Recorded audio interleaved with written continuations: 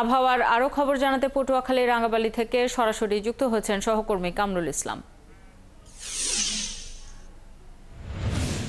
কামরুল, এর আগে সংবাদ সংযোগে আপনি যেটি জানাচ্ছিলেন যে এরই মধ্যে মাছ ধরা ট্রলারগুলোকে ৩ নম্বর সতর্ক সংকেত দেখাতে বলা হয়েছে এবং পায়রা সমুদ্র বন্দরের কার্যক্রম স্বাভাবিক আছে আপনি বলছিলেন। শেষ পর্যন্ত আবহাওয়া অধিদপ্তরের কারোর সাথে আপনার কথা বলার সুযোগ হয়েছে কিনা জানাবেন, যে তারা কি বলছেন, তাদের সবশেষ পূর্বাভাস কি বলছে, কতদিন চলবে এই পরিস্থিতি?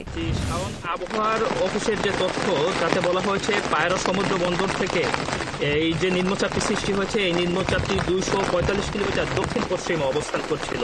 আমি এর আগের সংবাদে যেমনটি জানাচ্ছিলাম যে নদ নদীতে জোয়ারের পানি বেড়েছে। আমি এই মুহূর্তে আগুনমুখা নদীর তীরে রয়েছি। ক্যামেরা পার্সনের মাধ্যমে আপনাকে একটু দেখানোর চেষ্টা করছি যে জোয়ারের পানি কিন্তু এখনো প্রবাহিত হচ্ছে। একদিকে জোয়ারের পানি, অন্যদিকে টানা বৃষ্টি, যার কারণে নিচু যে এলাকাগুলো রয়েছে সেগুলো কিন্তু ইতিমধ্যেই প্লাবিত হয়েছে। যেগুলো বেরিবাদের বাহিরের এলাকা সেগুলো কিন্তু পানিতে অবস্থা।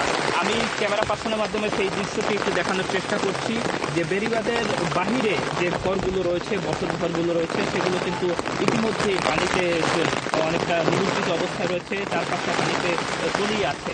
এবং আগুনমুখা যে গ্রামটি রয়েছে, আমি এখন সেই গ্রামে রয়েছি। সেই গ্রামের চিত্র আপনি দেখছেন যে একেবারে বসত ঘরগুলো কিন্তু চারপাশটায় পানিতে টইটুম্বুর অবস্থা।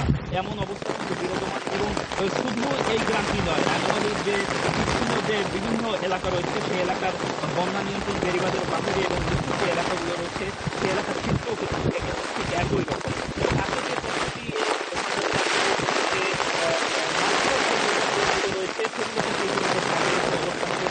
আমরা বিভিন্ন ঘাটের খোঁজ খবর নিয়েছি, যেমন কিন্তু আমরা জানতে পেরেছি। তবে সবচেয়ে এই মুহূর্তে পর্যন্ত যে খবরটি সেটি হলো যে বেড়িবাঁধের বাহিরে মানুষজন কিন্তু এই মুহূর্তে সবচেয়ে বেশি সংখ্যা রয়েছে এবং যে এলাকার বন্যা নিয়ন্ত্রণ বেড়িবাঁধ লাগে সেখানকার মানুষজন কিন্তু আরও বেশি ঝুঁকিতে রয়েছে। কারণ এলাকার মানুষজনের মধ্যে কিন্তু দুর্যোগের কিন্তু সংখ্যা কাজ করছে এবং বেড়িবাঁধের বাহিরে যারা রয়েছে কামরুল, পরবর্তী সংবাদ সংযোগে নিশ্চয়ই আবারও আপনার কাছে আমরা ফিরবো। আসলে শব্দ সংকটের কারণে বেশিরভাগ কথাই আমরা বুঝতে পারছিলাম না। খবর রাখতে থাকুন। আমাদের সাথে যুক্ত ছিলেন সহকর্মী কামরুল হাসান।